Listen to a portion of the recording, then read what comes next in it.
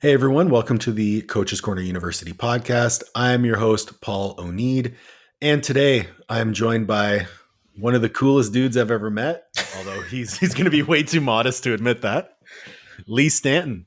Lee, welcome to the podcast, man. What's happening, man? Thanks for having me. My pleasure. So, as people can probably hear from your accent, you're Australian. Yeah, I'm going to start this off with I apologize for the accent, and it may have to come with subtitles. I think that can be arranged, although the AI subtitles probably mess you up a lot, eh? Yeah, it'll just be like, are you talking to a real person? Well, listen, if the mustache is the perfect reason that we're having a video podcast as well. I went to the barber the other day. He shaved my mustache off. I was like, fuck. Dude, this is 34 years, and this is the best I can do. It's good, though. I don't know It's about good. that. It's there. It counts, but I don't know if it's great. We'll just do an entire podcast on mustaches. People will love it. I don't think I'm qualified for that one. Listen, so for people in the strength and conditioning space, they may not know who you are. Maybe start off a little bit with, what you've done in your life, what brought you here today. I tend not to do big intros for my guests because I think who better to tell their story than them. So yeah, who are you? I guess pretty cool dude to start off. Or I like to think so anyway. Yeah. So I was a professional touring drummer from about 2008-ish up until about 2019-20, I think it was. Metal band, internationally touring for a long time, got to see a lot of cool places. Eventually had to step back away from that. Ended up going and get a uni degree after that, and just recently graduated as an exercise physiologist. And Sweet. as you know, and you've been very generous with your time with all this as well, it's just trying to step into the online coaching space as I've become a new dad. I'm the full-time carer at the moment. So, yeah, just trying to get all that ball rolling. Yeah, for sure, man. I think, it's really funny because I was first introduced to you even before I met you through music, and big fan of the band. And it's really interesting for me to meet people who are so passionate about one thing, but that not necessarily define their lives. Yeah. How do you create a distinction between like your profession and then also who you are? Because anyone familiar with the music scene, like especially professional musicians, everything about their life is music. Yeah, I think you find like a lot of the people I've met, I guess, on that higher tier of touring musicians, and I guess it's the same with, I know, I guess some athletes and whatnot, is you do have some of those people who have everything tied up within that identity. It's, it's like they're that person from that band, or they're the footy player or the basketball player.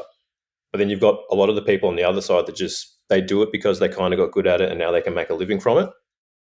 And then they still just genuinely just go, when they get home from tour, they just do all the shit that they want to do, because it's not something where it's just like, oh, this is me and this is all it is. It's like, I like watching footy. I like going to see my friends. I like playing drums. I like mowing the lawn. Real boring shit outside of it. But it's one of those things where I think if you have all that thing tied up in one place, if it's sort of pulled away from you, you don't know what you do when you get home. Like I've seen a lot of people struggle on the outside of touring when they're home, and especially through COVID. I knew a lot of people that just did not do well at all because that was their whole identity. They had nothing else. So it's an interesting one to see. Did you have to go through some sort of transition with that? Like, was music at one point everything for you, or have you always been kind of separated? It was always really important for sure, but it was one of those things that I kind of knew it would have an endpoint at some stage. I didn't think I'd be touring, into my 40s, 50s at that point. I guess it was one of those things where it was, for me, the touring side of things was just, we kind of fell and got really lucky with it.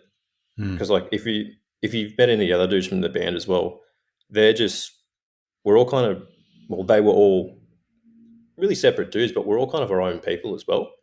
And no one was really tied up in that same world either. So we all Mm. just kind of always did our own things and just kind of just, yeah, I don't know where I was going with that actually. Well, but no, no, no. I mean, it's important because I think that's a really healthy way to look at anything you do.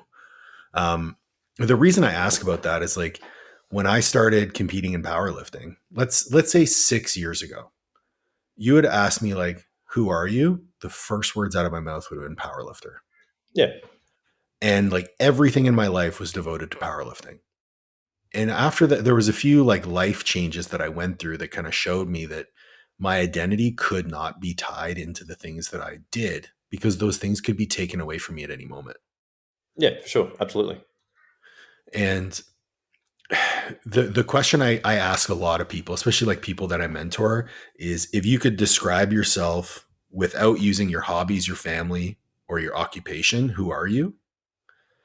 And it's really interesting for me to hear someone who was a professional, extremely successful, tell me like, oh yeah, that was just something that I did, but it wasn't who I am. Yeah, I just find that very fascinating. but I mean, I guess you see that with like guys like yourself as well. It's like if you were, if I asked you that question, Hmm. you'd probably turn around and be like, oh, I'm a husband, dog father. You've got everything that you do outside of there. Like I know that you like spending time with your family and watching like Hmm. your cousins and stuff play hockey. Like there's more to you than just powerlifter coach. Oh yeah, yeah. Um, One of the other things that I wanted to touch on before we get into like the education was you told me when we first met, like face to face, you actually never learned how to read music. No, no idea. And I don't know why, but I've just been stuck on that. And I've been thinking about that for a really long time. And because you think, okay, well, if this person's earning money, traveling, touring, creating new pieces of music, it would stand to reason that you know how to read music in the same way that like if I'm writing programs for people, I understand exercise science. Yeah, How did like how did that happen? I don't know. It's well, like I always taught myself everything by ear because that's just how I learned. And I know there are a lot of people that do learn things the same way. Mhm. I just honestly never took the time when I was younger to go, oh, I'm going to go sit down and learn sheet music to play drums. I kind of just went full Ricky Bobby and just went, I want to go fast and kind of Fast, just, hard. yeah. And like, I like to think I've got a pretty diverse taste in music as well. Okay. So I think going through and learning all those stuff kind of goes through and unintentionally, I guess, influences how you play and how you write and what your drumming style would be, even without having like I guess, an educational background as well. Okay. So here's where I'm going to bring it around full circle because there is an art and a science to training. And some of the best coaches that I know are actually not the smartest. Yeah, And this is where I actually find it the most fascinating that you never learned how to read music because in doing so, like you said, it allowed you to be more creative. yeah. Like I Have wasn't sort of, I don't know, pulled into writing stuff down to figure it out. It was just you jam on it and just that's how bands wrote songs for forever before it became so easy to sort of jam, write riff, and program drums and send them around to each other. It was you and three, four, five other sweaty dudes in a room just jamming until you stumbled across something that you liked. do you apply that same type of hey, let's throw shit against the wall until something sticks to your coaching practice? I think I take this a little bit more serious now. Okay. Well, talk to me about that. I Why? guess because um, now it's funny because I think if I went and did this when I was probably 18 to 25, I probably would have. But I think now I've actually taken the time to sit back and actually appreciate the background and actually what goes into even just a simple program. Like some of them can be quite simple, but quite sophisticated in their own sense as well. Okay. How so? If you've got someone who's, I guess, if you're sitting there and you've got someone who seems like it might be a real simple program, you might go in the background. It's like, oh, on paper it looks like it's 4 or 5 exercises, but in the background you've got, maybe 16, 24 weeks of progressions of all those exercises as well. So Mhm. you're not just going in and just going, oh, here's some sort of squat pattern, some sort of push pattern, some sort of hinge pattern. You're going, okay, here's where this person's at now. And I'm going to sit there. And once we can progress those, I already know where this map's going to go for the next 3 or 4 months. And I think Mhm. that's kind of cool because you can sit there and just map all that out and just slowly work your way through that. Yeah, and the reason I asked for a little bit more elaboration there is because this is something I feel very strongly about in terms of the beauty of exercise is in the simplicity. So let's take, for example, just like a walking lunge, because it's something that I know you're very passionate about, the walking lunge. If anyone ever follows Lee, probably the world record for body weight percentage walking lunge of anyone I've ever met. You have unilateral stance, you have gait cycle, you have anti-rotation, you have anti-extension, anti-flexion.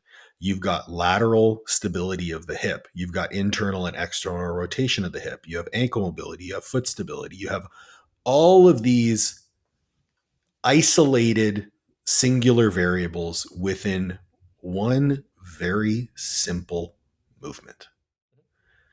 So when we're talking about training and we're talking about creativity and we're talking about the art of training, it really does come down to the simplicity. So creating parallel, that's why I wanted to highlight the parallel between like music it can sound so incredibly complex when you look at the whole thing. But each individual part of it, when isolated, can be very, very simple. I think it's beautiful. Um, Talk to me a little bit about why you decided to go back to school for exercise physiology. Like, what was the drive to that specific realm of study? So this is the funny one. So I technically dropped out in year 10 in Australia, which is like the bare minimum amount of education that you have to kind of do because Okay. hated school, was never kind of good at it, just played heaps of sports. And to be honest, I was a bit of a smart ass to a lot of the teachers. If I had to teach me, I'd kick my own ass. So I ended up getting an apprenticeship as like a sheet metal fabricator. Ended up touring for a long time. I ended up having to step back away from that because I ended up getting pretty crippling like performance anxiety. So like I was walking up to the drums, basically shaking, having panic attacks on stage. It was getting pretty bad to the point where I had to sit out mid tour. Couldn't leave my house for a while. Had to go see a psych and go through all that kind of stuff and a bit of exposure therapy. And it was one of those things. Part of that was getting out and just doing things that made me feel uncomfortable on a very graded exposure. Obviously, 10 Mm-hmm. being playing drums in front of someone, and that could have just been someone in my house. Like it got to Okay. a point where I had to pack my electric drum kit up in my room because I thought my neighbors could hear me playing it, which they couldn't, and I know they couldn't. But that's where my headspace was at the time. Mm-hmm. So midway up, that was what's going to make you feel uncomfortable, and it was go to the gym and not freak out. So I was really lucky that I had a close friend of mine who was just like, "Yep, come on, we'll get you in there, we'll get you started, we'll get you through it." And then it was a point about 6 months into that where I remember walking out of the gym and just going, I can't remember the last time I was sad or anxious. And then it all kind of clicked, which was really cool. Yeah. And I thought, well, it's that time now where I'm sort of just stepped away from the band. I'm trying to figure out what that next chapter was. And because that was kind of not taken away from me prematurely, but it was taken away kind of not on my own doing. So it was one of those things where it was like, what am I going to do? And I was like, oh, well, I actually kind of enjoy training. And Mm-hmm. it's had a pretty substantial impact on my physical and my mental health. What's something that I could do to maybe, become a PT or something of those lines to come back and actually help empower people with the same thing, which I know it's done for me. So another great thing that was going to throw me right out of my comfort zone, higher education, which Fucking right. was honestly a rude fucking shock. And like, like I didn't know how to use Microsoft Word or anything like that. I didn't know what referencing was. I had no idea about any of that at all. So just throwing myself into the deep end of that was pretty uncomfortable at the start, pretty eye opening. But I basically told myself if I could get midway through that degree and I'm still going to enjoy it, then it's probably something that I'm genuinely actually going to enjoy after it. And the more I dive into it, the option came up to jump into the exercise physiology route. And just the more we sort of learn about how, I guess, beneficial and impactful exercise can be on not only just like mental health and that, but you can basically throw a fucking dart at a board, and I can guarantee you that exercise is either going to have a direct benefit to that condition, or it's going to help you manage ward off any comorbidities that would be associated with that condition. You're not going to So, hear an argument from me on that one. and that stuff, the more I sort of kept diving into it and just learning more about it, I started becoming more passionate about it, and that's where I'm at now. I love that. There's so many lessons to be pulled from that. Mainly the one of like stepping into the deep water, man. Like getting to a place where it makes you feel really uncomfortable. And for me, like training was that same thing. It was that thing where the more uncomfortable I could make myself in training, the better everything else in my life became. Yeah, I grew up as like a fat kid. I played basketball at a very high level, but it wasn't until university where I actually like first going into first year university, I started training, ended up losing like 60 pounds. I got confident. I realized like, I had more to offer the world. I got super passionate about the training process, went into kinesiology, and at every step, the more uncomfortable I got, the more positive benefits that I got. And translating that into the rest of life for me was like, well, the the quote that I love is like the hardest thing you've ever done is the hardest thing you've ever done. yeah, If I absolutely, yeah, if I can make my training so incredibly arduous and uncomfortable, the rest of life becomes easy. yeah, absolutely. And it's really cool that like you learn at to that point, like what was the hardest thing you had ever done prior to going back to school? I mean, raw dogging it on the first parts of the road was pretty wild. We just in stinky vans for I don't know 8 months of a year, living off $20 a day, surrounded by piss bottles. I think there was one year we were out of Australia for about 7 or 8 months, and I think we played about upwards of about 200 shows that year or Holy something close to shit. that. So like by the time I got back from that, I was just a zombie. But then you contrast that with how deeply uncomfortable it was to face all of your insecurities and go back to school. Yeah, honestly, not as bad as I guess what I went through leaving the band was pretty shitty. Mm-hmm. Uni wasn't that. I guess it was just scary in the sense because it was unknown. Like I didn't. It wasn't a world I was familiar with at all. So like I didn't know how to write assignments. I didn't know how to present things well, and the sort of I guess the in depth, the way they go into it and how deep it actually goes was in the first year. Mm-hmm. I thought I was in way over my head, and I thought I fucked up. How has, I mean, we're going to jump the gun a little bit because this is one thing that I did want to touch on for sure. How has the experiences in your life pursuing those deep waters and those uncomfortable positions prepared you for fatherhood? I don't think anything can prepare you for a baby. Fair, It fair. is chaos. But I guess it's just going to show you that it's just like shit still has to happen, no matter how tired or stressed or anything you are. It's you've got this little ball of joy that just sits there that can't do anything for itself. So there's nothing you can do about it. It's just you have to ride the lightning, and it eventually just gets a bit easier as you go through. But that's kind of the same thing that happened with school. You jumped in, it was chaos, and then you Yeah. eventually kind of learned your way. Um, yeah, I'm just really, really fascinated by the different paths that people can take. And like I mentioned before we hopped on, like the one goal I have with the podcast is to showcase all the different things that can be done with coaching. And it struck me as really interesting because I know you got into powerlifting, you got heavily into like training for strength. But then when we spoke about your business, your passion is more so on the health side of things, working with individuals with health problems. Why did you choose that route versus the conventional, I want to be an online powerlifting coach? Probably because I'm about 65 kilos dripping wet, and I don't think anyone would take me seriously. Dude, um, you'd be very surprised. Some of the most incredible strength coaches like that are proficient in getting people stronger and not that strong yeah, and or not that big. I guess I like the powerlifting side of like that training. That really interests me as well. But that can always be extrapolated back down to basic strength training for Gen Pop as well, which is, in all honesty, what most people actually genuinely probably need. Because I was working in a an exercise physiology clinic for about a year and a half before I had to step back and start looking after the kid.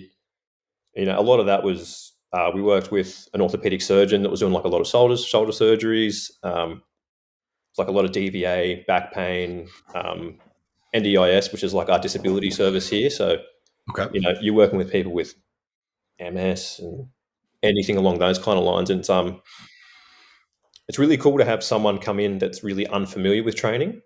And then if you can get them turn around in 3 or 4 months and genuinely enjoy training, and you can see that every session when they start coming back in, they carry themselves a little bit better. They report to you that the energy levels are better, their back pain's starting to disappear, then that little niggle they have in their knee doesn't happen anymore. Or, I mean, for some people, even they're not exhausted when they do the groceries. Like it's a Mm, pretty substantial impact that you can have on someone's life, which is funny to me because you technically just, I see it as you get paid to talk shit to people and bond with it's true. people, which I really enjoy. Like I love people. I love talking to people. And it's really cool to create those relationships. But then it's also really empowering and I guess gratifying to see those positive impacts that can happen in such a short time with some people in their lives as well. Like I had a lady when I was at uni, they run a like a student led clinic. Mhm. So the people in the area get really cheap healthcare, which is great. And the students get first hands on experience, which is awesome. You know, one day it could have been COPD, depression, low back pain, Parkinson's, and like two other conditions that you've got to sit there and program for all these people. So you get thrown in the deep end immediately.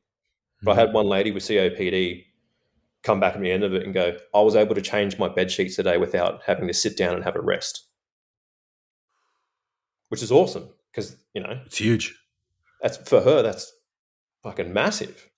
Yeah. Whereas for me, I'd be like, oh yeah, I can change my bed sheets. That's not bad.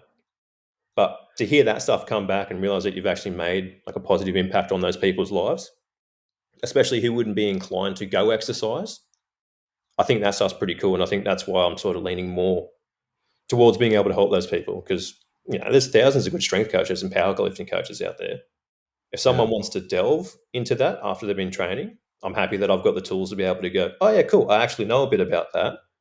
Let's see what we can do. Or we'll sign Mhm. you up for a comp and we'll pick you up until there.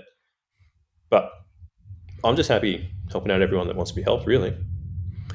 It strikes me that you have a very deep level of empathy.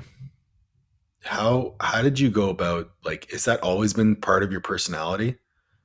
Well, I don't know, really. I think it was mainly because with what I went through and for how impactful it was to me, I Mhm. think that really sparked that. Because like I don't want to say sympathize, but yeah, I guess I can say I can empathize with people that I know going to the gym for the first time's fucking terrifying. And I mean, at Mhm. that point, I weighed 49 kilos just because I was so anxious I couldn't eat anything, basically. And like, I don't think I've ever weighed more than 52 ish kilos up until now. So like, I Mhm. was always a little skinny kid, and the last thing you want to do as a skinny kid is walk into a gym. Like everyone knows that that's pretty scary. But it's being able to go, okay, look, I know this is kind of scary. If I can make this as comfortable for you, get you laughing, having a good time, and whoops, in the background, we're getting stronger. If I can 3 or 4 months have that person walk into a gym and not be scared, that's pretty sick for me. Like I genuinely fucking love that. Yeah, I mean, when you talk about wins with clients, earlier on in my career, I was very much like all right, we added 10 kilos to your squat, or we added, 20 kilos to your total, or, we took 2/10 off your 40. the biggest wins that I experience, like for me, when I feel like I've had the biggest impact on a client, is more so when the change happens between the ears, like Yeah, absolutely. or in their heart. And that the reason I touch on the empathy piece is because empathy was probably, it's something that for me now, where I am in my career, I would consider it a superpower of mine, being able to empathize with people. But early on in my career, I was fucking horrendous. And I say that like it's almost understating how unempathetic I was. It was very much do this or fuck you. Like Yeah, there was no alternative. And part of that was the populations I was training. We're talking like Division 1 athletics, you're going to go top 3 rounds in the NFL draft. yeah, yeah, yeah. Do it or fuck you. But as soon as I moved out of strength and conditioning, I worked in a disability setting as well. And I went from motherfucking kids in a weight room to trying to convince someone that it was okay that her exercise today was walking to her mailbox. And that was Yeah, okay. it's crazy. I had one lady who her whole session was 5 sit to stands 3 times, and she was that out of shape that it took 10 minutes for her heart rate to come back down. And that showed me, like, on top of the fact that the company I was working for gave me a ton of continuing education with mental health, it really showed me the ways in which that we communicate with people and how that can be directly impactful on the results that they get. You talked a little bit about teaching people how to get comfortable in the weight room. The way that I conceptualize that in general is like getting buy-in. So having Yeah. them being bought into the gym. What are some of the strategies that you use with people unfamiliar with the weight room, unfamiliar with weight training or even physical activity structured? How do you go about getting them to buy into the process of being in a weight room? I think a real easy one for most people off the bat is if they haven't trained much at all, the bar's so low. And while they're trying to figure out new patterns, you can just sit there and get them to do, I don't know, sets of rows or dumbbell presses or throw them on machines. And they'll actually, obviously, as you know, from neurological adaptations off the start, your first 4, depending on the person, maybe 6 weeks, if they've done nothing their whole life, Right. they're naturally just going to get better over those 6 to 8 weeks anyway. So Mhm. you've actually got this nice runway of progression of one, not making them sore. So as they're actually leaving the sessions going, oh, it's not that bad. The last PT, I couldn't walk for 5 days.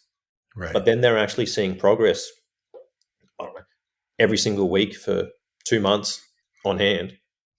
And if they're laughing, they're having a good time, they're seeing progress, I can guarantee that they're probably already like, oh, this is good. I'm actually really enjoying this. Like, I'm getting stronger. I'm getting better.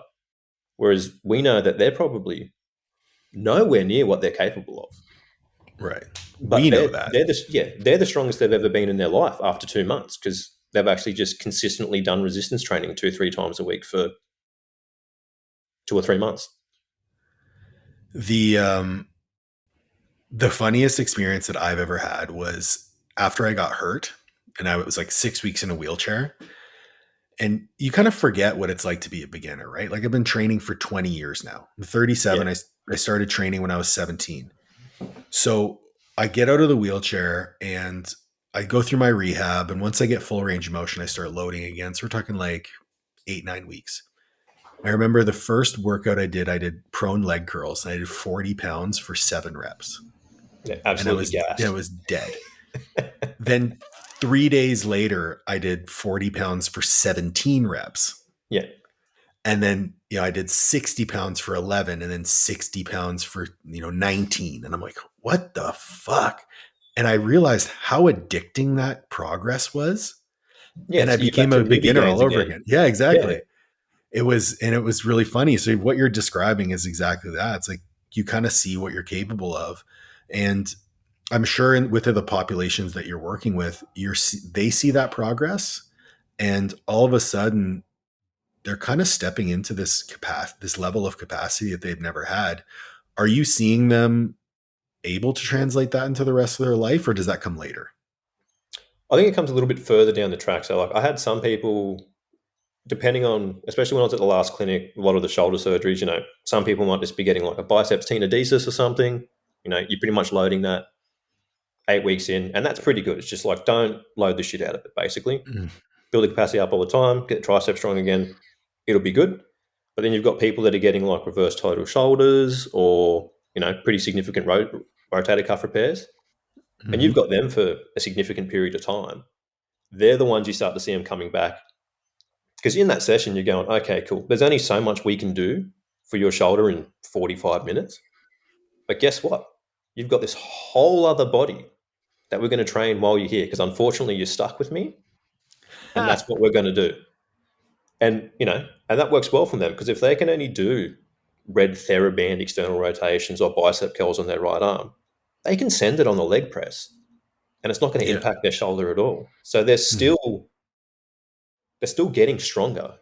You're improving their cardio, and then they're coming back in 3-4 months down the track and being like, I feel really good, and you're like, cool, easy. How's your shoulder going? They're like, oh yeah, it's going pretty good too. Like, Yeah, it's so you think at what point have you been working with clients long enough to see kind of like how they implement the things that you've taught them beyond just the rehab spectrum?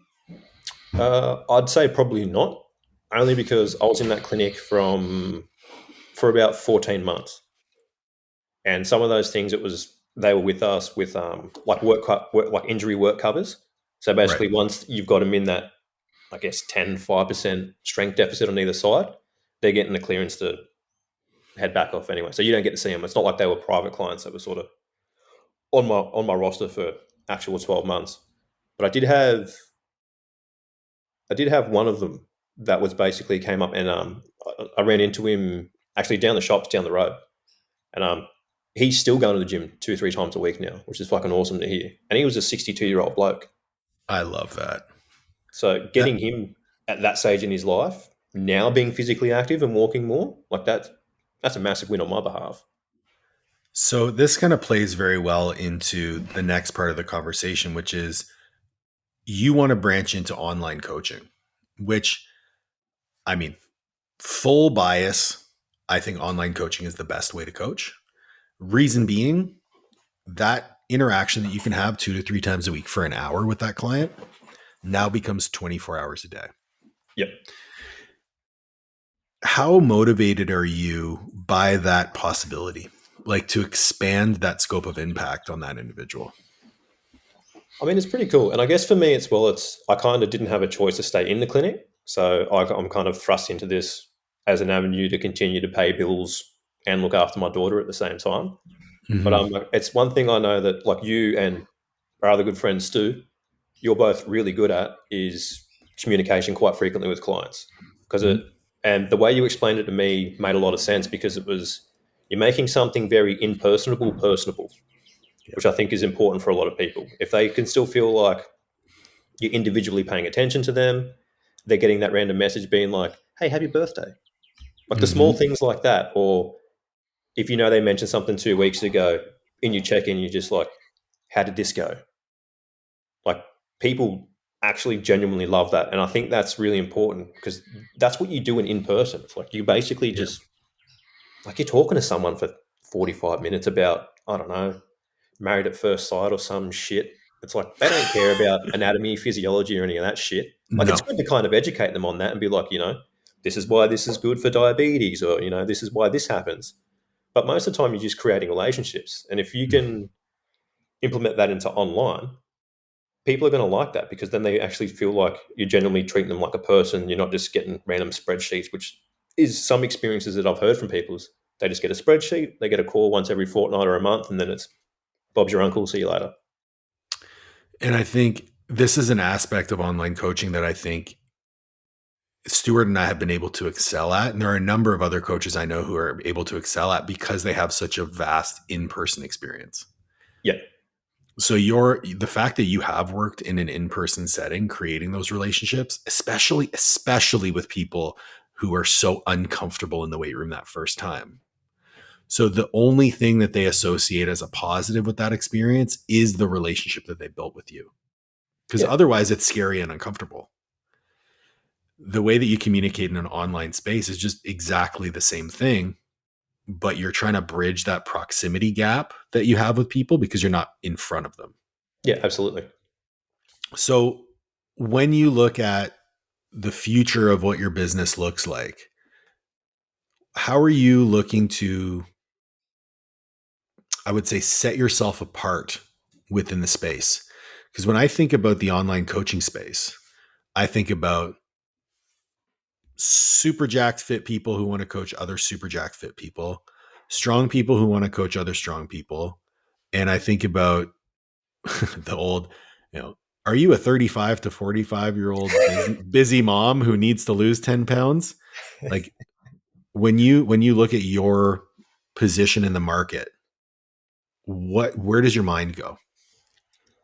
I guess it's obviously like just general strength coaching, basically, but it's Mhm. trying to get people to be aware of how important those health markers actually are, and they're quite easy to track. Like if you can get people to build habits to where they can monitor their blood pressure a couple of times a week, if they really need to check their blood sugar, watch their resting heart rate, there's three metrics that can probably avoid you a lot of problems later in your life if you can stay on top of them. And it doesn't take much to go, cool, if I can get you to sit down, measure your blood pressure, and it's in a good spot, I've done my job. So it's trying to get people just to, one, be more physically active in general, because I think it was like 22.4% of Australians 18 to 64 hit the physical activity guidelines, which is pretty dismal. It's probably higher than Americans. But yeah, I'd probably say so. But like it's if that's where the catch is, it's like cool. If you can get someone to go for 2 20-minute walks a day, once in the morning, once up at night, break up long periods of sitting, just monitor those health crutches and jump in the gym twice a week. Like they don't have to make it their whole identity if they want to get into fitness. Which I think Mhm. some people go, oh, I need to be this person and do this. It's like, no, no, no, no. Like we are talking about before with the identity stuff, it's you can still be Dave, but Dave just goes to the gym twice a week now. Yeah.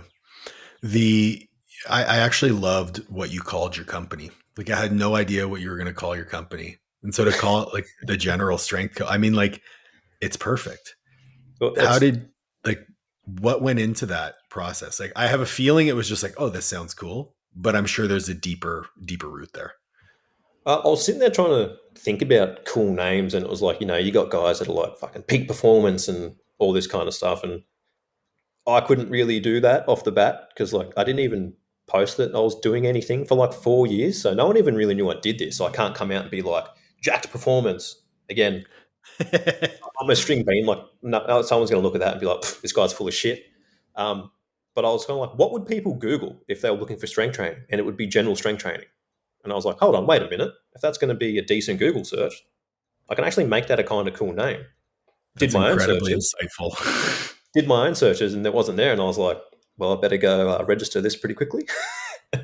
That's so funny. And like, I like I want go people to ahead. feel like it is general strength training. Like, I'm Yeah. not trying to be like, hey, this is powerlifting, or this is strength and conditioning, or this is just rehab. It's like, hey, we are a general strength company. Like, I want to help you get stronger and in better shape, and help you track all these health metrics and teach you why that's important. But I just want you to be able to do that without taking anything away from your life. Like, how can I include this in? Make it effective, simple, quick, doesn't take up much time of your week, and then you can just go on doing whatever that you're doing.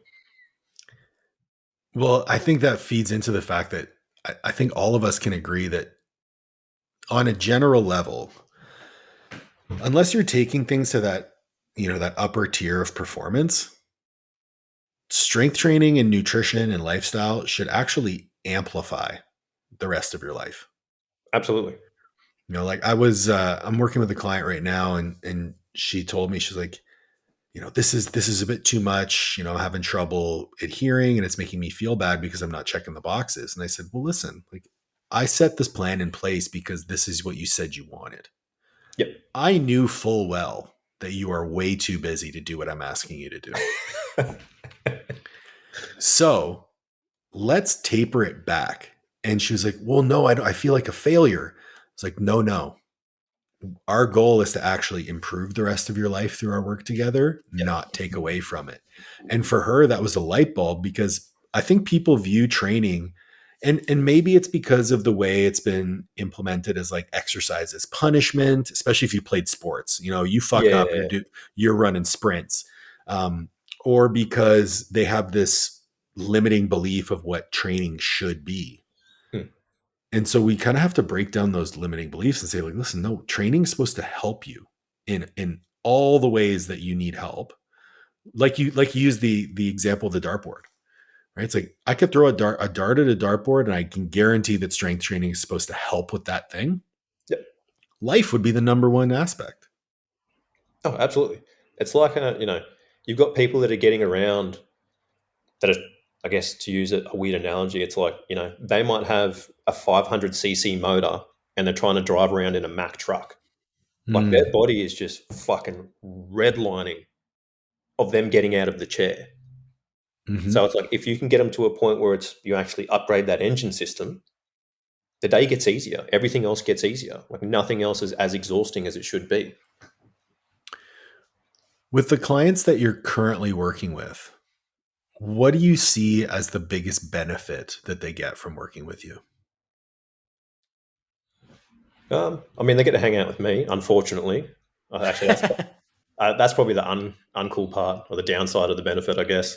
Nah. Um, I guess it's just trying to make these things seem like it's not daunting, and Hmm. like you can be conscious of your health without having to go to either end of the spectrum. It's just making it seem like it's actually, I don't know, applicable and not time consuming either. Because I think a lot of people turn around and go, "Oh, I don't have time to train for an hour 4 times a week and do all this and do all that." And it's like, hey man, we can probably get you training for 30 minutes 2 3 times a week if your schedule allows. And I can guarantee you that if you take, 5 or 6 exercises and genuinely try hard instead of fluffing through 12 and wasting your time, you will get more benefit out of that. And it's going to give you the freedom to do whatever it else is that you need to do outside of that. Okay. So you hit on something that I didn't even think of, but I think is a fantastic question for you. One of the things that people learn through sport is what true effort is. So if you have somebody walking through your door or walking through your office or reaching out to you online and they've never weight trained before, they want to get introduced to strength training because they have some sort of illness or more comorbidity to an illness that they have. How do you teach effort? How do you actually show them what hard work is? A good old leg press Okay. or something along the lines of like an externally supported machine. They're going to go in and they're probably going to do a set that they think is hard. That's probably like an RPE 3. Yeah. And all I like to do, especially when I was doing it in person, is you get them to do the same weight, but you're going to go, oh, we're going to go for a set of 12 or 8. But then you just keep talking to them. And they go, oh, do you want me to stop? And you're like, yeah, you've done about 30 reps. And they're like, oh, really? And you're like, yeah, cool. We're going to bump it up a little bit now. And you can keep building on that progressively through the week because they just don't like any sense of them being uncomfortable is probably like, oh, my bicep's going to rip off. It's Yeah. like it's like, hey, no, it's probably just a bit of lactate. Like you're fine. It's just a bunch of naughty hydrogen ions being them. That's just what they're Naughty. doing. Yeah. But they've never felt that before, and they think that something's wrong. And it's like, no, no, this is actually a feeling that it's discomfort that we can lean into because it means that you know that muscle's getting closer to failure, which is that proximity that we want to work in. And Mm-hmm. then you can start to extrapolate that to bigger compound exercises of going, cool, this is going to feel heavy. And guess what? This is going to feel heavy for the rest of your life. The weights are just going to go up. But if we can figure out how to find that point of where you understand of how you can actually push yourself and you can push yourself a little bit further than you think you can, then if we can continue to build on that and you Mm-hmm. can teach them auto regulation in that time as well and go, oh, I'm a bit tired today. 150 feels like 170. Cool, we stay at 150. That's easy. Mm-hmm. If you can keep building on that, then you actually teach them how to work hard, which is sick. Yeah, I one of my favorite strategies is actually to use a leg press as well, and I'll make sure because most leg presses have a safety pin. Yeah, absolutely. So I'll teach them. I'll be like, okay, here's how you're going to set your safety pin. You're going to set it an inch below where you're going to stop. And I want you to go until you literally have to rest that weight on the safety pin. So you Yeah. cannot complete another rep. You're totally safe. You're not going to get hurt. There's no way for us to get hurt here. And like you said, they end up like, oh, like I did this for 12 last week, but I did it for 37 this week. I'm like, okay. So if we look at that and say, all right, 37 reps, that means that you were 25 reps short of failure on Yeah. that set of 12 from last week. And then you have that conversation about what an effective repetition is Yeah. and how, you're not going to get an adaptation unless you're within 5 reps of that failure point. And they kind of go like, oh man, I've really been wasting my time. And I have to pull them back, right? Because usually the people that come to me have already been weight training significant amount of time. But teaching effort is one of the most challenging things to do from distance, like in remote coaching. And I've even found this with, like, I've coached some of the strongest people on the planet. Like one of my athletes deadlifts and squats over 800 pounds. I put him on a leg press and he reported back that he did 6 plates for 8 reps. And he's like, man, that was brutally hard. And I watched the video and every rep looked the same. Yeah. Like there's no kind of decrement of speed over time. It's No. And it got me thinking, because I don't think, and I'm going to extrapolate here. You can use training as a means to anchor what effort is to the rest of life. Because in training, you're going to quit when the set gets uncomfortable. You're not going to quit when you fail the set. yeah. And that's what we do in the rest of our lives. We quit when things get uncomfortable. I'm sure there were plenty of times when you went back to school that you were incredibly uncomfortable, but you Yeah. kept going and look, Four years.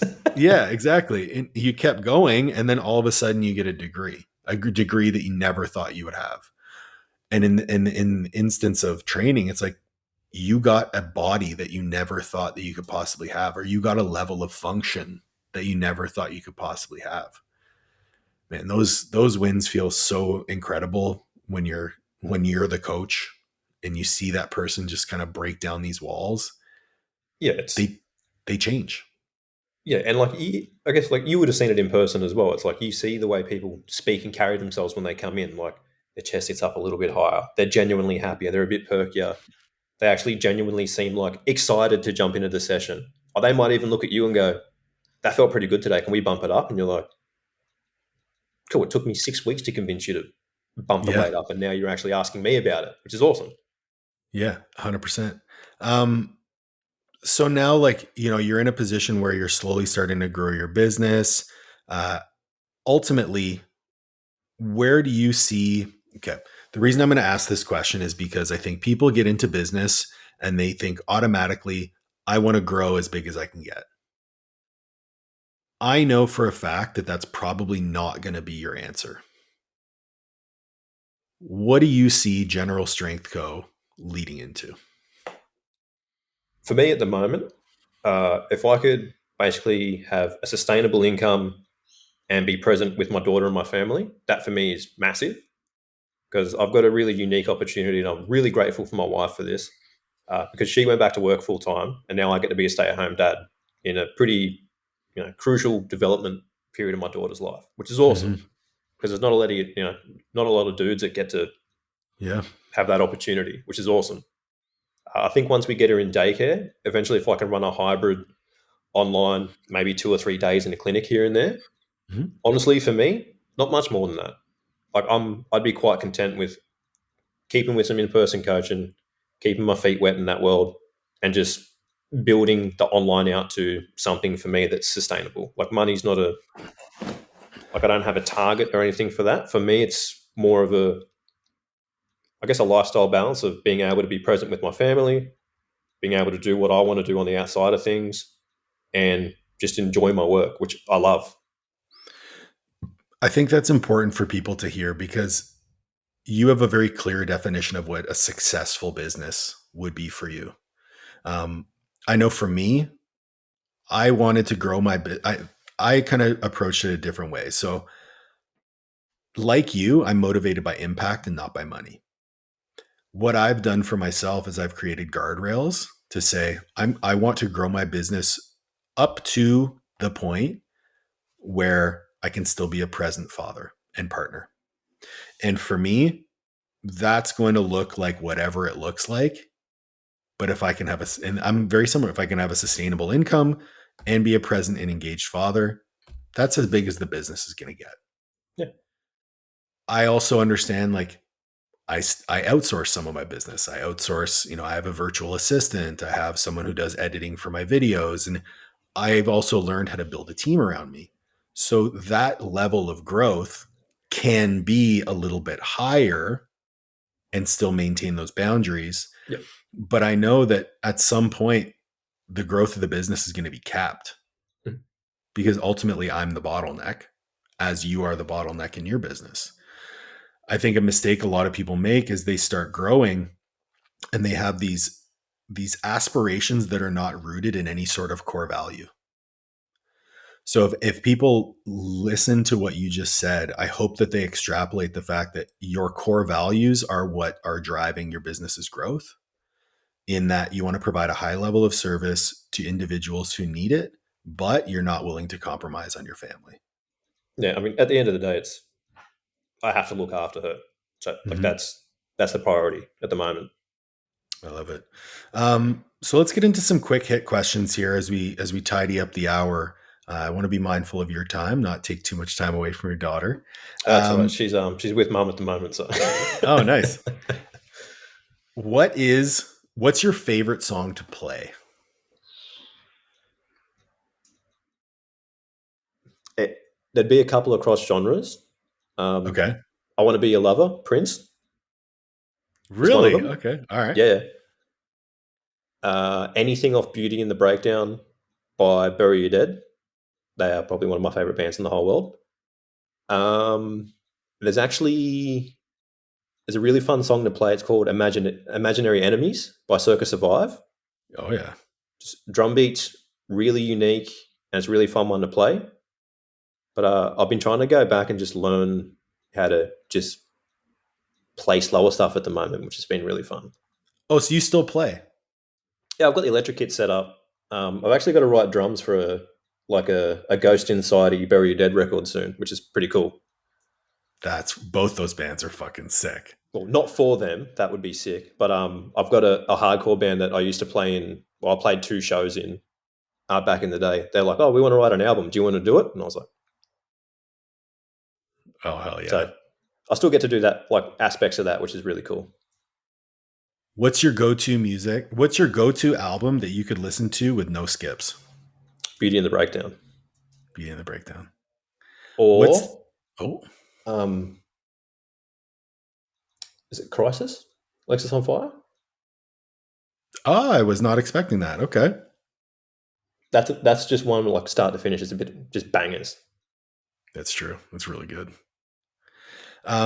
What's been your most proud moment as a trainer?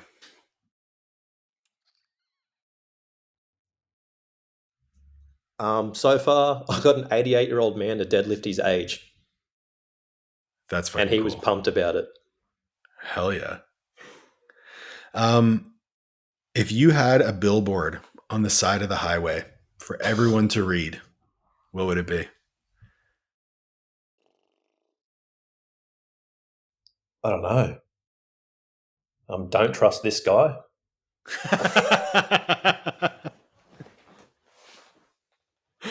Actually, that would be your I don't billboard. know. It'd probably be wanted for something. That's so funny. Um, the last question: if there was one person that you would like to see me interview on the podcast, who would it be? But the caveat is that you have to help me get them on.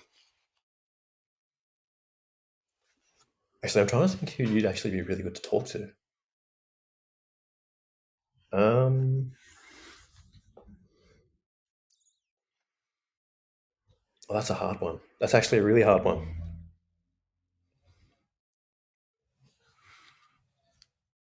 So I'm trying to think if I want to go with someone like whimsical and quite deep, or if you just want to go like I don't know, the singer from Harm's Way, that dude that's just jacked. Um, He's fucking jacked. Yeah. it's so sick. Or Just what? You know what jumped out to me is like Jake Lurs, lead singer of August Burns Red. Yeah, Have you ever seen them? Oh, obviously you've seen them perform live.